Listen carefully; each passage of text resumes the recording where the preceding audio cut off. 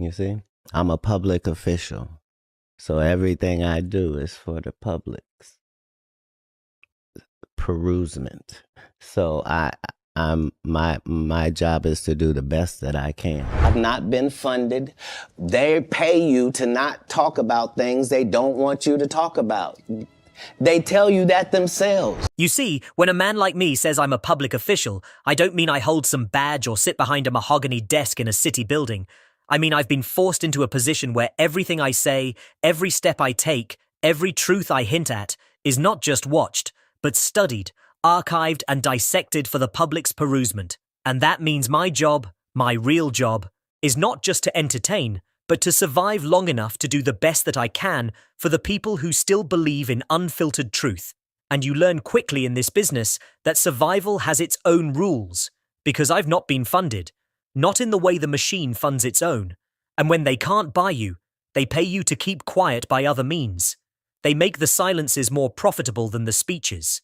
They pay you not to talk about the things they don't want you to talk about. And they tell you that themselves with a smile that doesn't reach their eyes. So when a man like Cat Williams sits down for an interview and lets the dam burst, you better understand that what came out of his mouth 2 weeks ago might have signed his own exit ticket.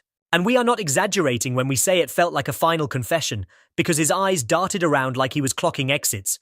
His voice trembled in places where his jokes normally land sharp, and for the first time in a long, chaotic career filled with lawsuits, arrests, and beefs with A-listers, he didn't sound like a comedian. He sounded like a man who could hear the footsteps getting closer, the kind of man who knows the walls aren't just closing in, they've already touched his shoulders. And so he warned us, in plain language, that this industry isn't just dangerous in some vague, metaphorical way. It is actively hunting certain people, taking them out not figuratively, not career-wise, but literally. And the first name he dropped, the first person he held up as proof, was Malcolm-Jamal Warner, a man the world knew as Theo Huxtable, but who in his final months had been pushing an independent narrative through his podcast and private projects, stepping off the carefully paved road the machine had laid out for him. And according to Cat, Malcolm didn't just drown in Costa Rica, he was silenced. And when Cat says something like that, it's not a casual remark, it's a signal. Because there are more than a few people inside Hollywood whispering the same thing. That Warner, who had been quietly questioning why the media insists on narrowing the black experience into a single, marketable image, had wandered into deeper water than any ocean could hold. And when you watch Cat in that interview, you can see it, a cocktail of rage and dread mixed into his expression. This wasn't a hot take designed to go viral. This was a man sending up a flare from a sinking ship, a warning from someone who has already survived more than one brush with Hollywood's underworld. And when he turned the conversation toward Warner's death, he didn't soften the blow. He called it a message, a sign to the rest of the entertainers who might think about going off script. And then, almost as an afterthought, but with the weight of inevitability, he revealed that he's now receiving threats, multiple, anonymous, both digital and in person, claiming he's being followed. And while we've all heard paranoid claims from celebrities who live at the edges of fame, something about this one hits different because this time he has receipts. This time, someone else has already turned up lifeless, and the timeline doesn't lie. Early that morning in Costa Rica, Warner had gone down to the coastline just before sunrise, and sometime after stepping into the water, something happened. Details are scarce, but authorities eventually found his body hundreds of yards down the shoreline, wedged in a rocky cove, battered by the tide, and the official version reads like an accident report. Caught in a current, bystanders tried to save him, CPR for 20 minutes. Pronounced dead at the scene. But the irregularities stack up fast if you're willing to look closely, because another man, a 29-year-old from Nicaragua, had jumped in to help. And at first the story was that he was in critical condition. Then days later he's discharged, fully recovered. Not a scratch, no public statement, not even a name. Just vanished. And that's where the online sleuths and at least one former studio bodyguard say the silent witness conspiracy begins, because maybe he saw something in that water or just after, and maybe he was told to keep quiet, fast-tracked out of the hospital, maybe even relocated. And the fact that no media outlet has even tried to track him down. Not one interview request, not one headline is almost louder than the official story, because this wasn't just some random beachgoer. This was a man who was physically involved in the same incident that killed one of the most beloved black actors in American television history, and yet silence. And if you think the list stops there, you haven't been paying attention, because the whispers that follow Warner's name are the same whispers that have followed others who tried to walk off the Hollywood plantation with their own stories intact.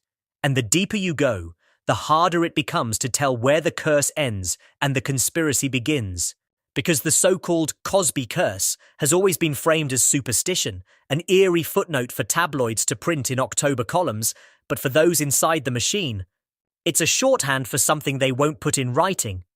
The price exacted on those who try to separate themselves from the sanitized legacy that show built, and if you chart the trajectory of the cast members, you start to see the same slope, the sudden disappearances, the abrupt career pivots, the uncharacteristic implosions, the quiet blackballing, and the one common denominator is that no one gets to keep the kind of clean, aspirational image that The Cosby Show sold to America without paying for it in some way later. And Lisa Bonet's blacklisting is whispered about like a cautionary tale in backrooms, not because she lacked talent, but because she clashed with the vision, wanted something grittier, something truer, and found herself erased from major projects for years. And Tempest Bledsoe, who withdrew almost entirely from the spotlight, citing private reasons no one ever pressed her on, and Raven-Symoné, whose public statements about the industry seemed like riddles wrapped in polite PR smiles, and then Bill Cosby himself, imploded in front of the world in a scandal so wide it swallowed the very cultural moment that made him an icon.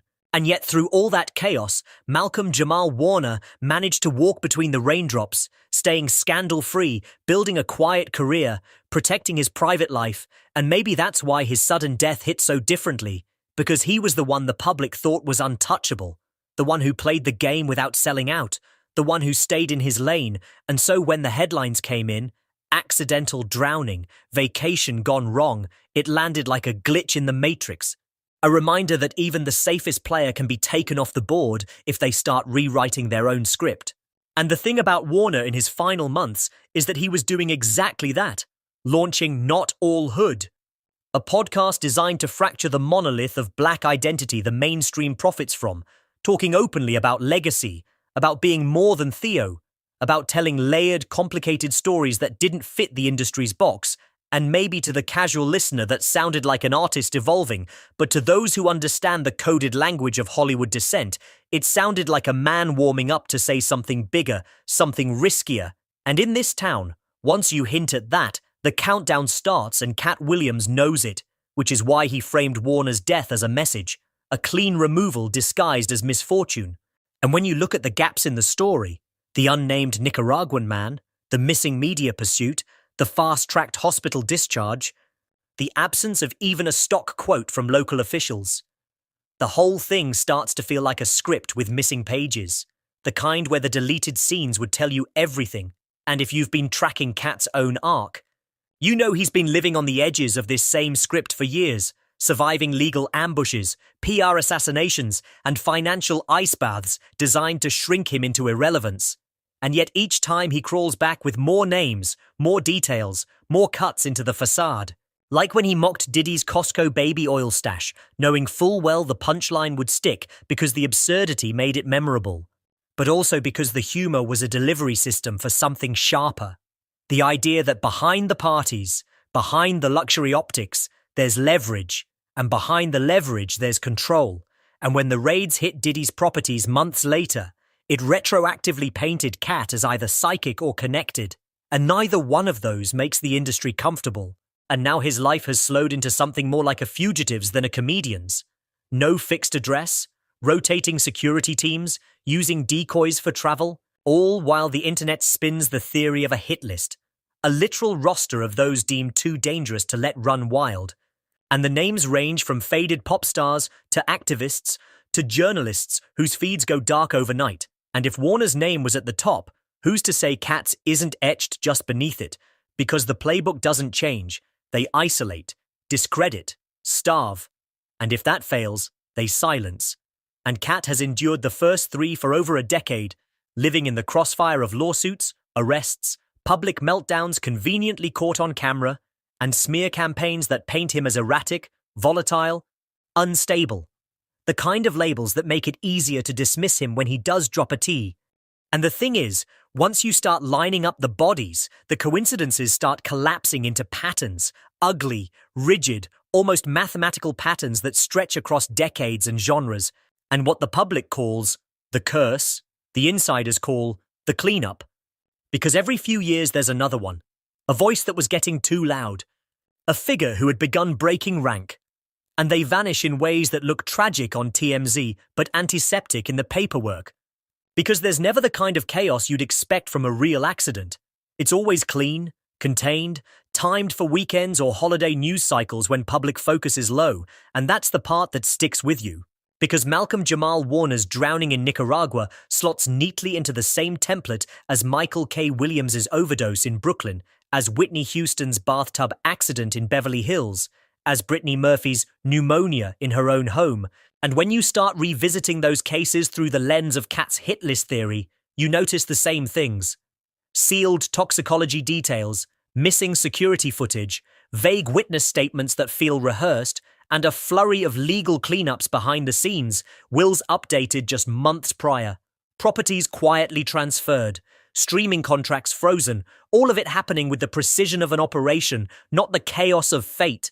And Cat has been screaming this for years, in between the jokes, in between the viral moments, because he knows the humor disarms you long enough to plant the seed. And when he name-dropped Diddy in that interview, it wasn't about the baby oil. It was about the network of rooms, the doors you have to go through to get what they promise, and the people who own those doors. And if you believe him, or the growing number of whistleblowers whose NDAs are expiring, those rooms are less about pleasure and more about leverage, about compromising footage, about the kind of dirt that keeps even the loudest stars quiet for decades.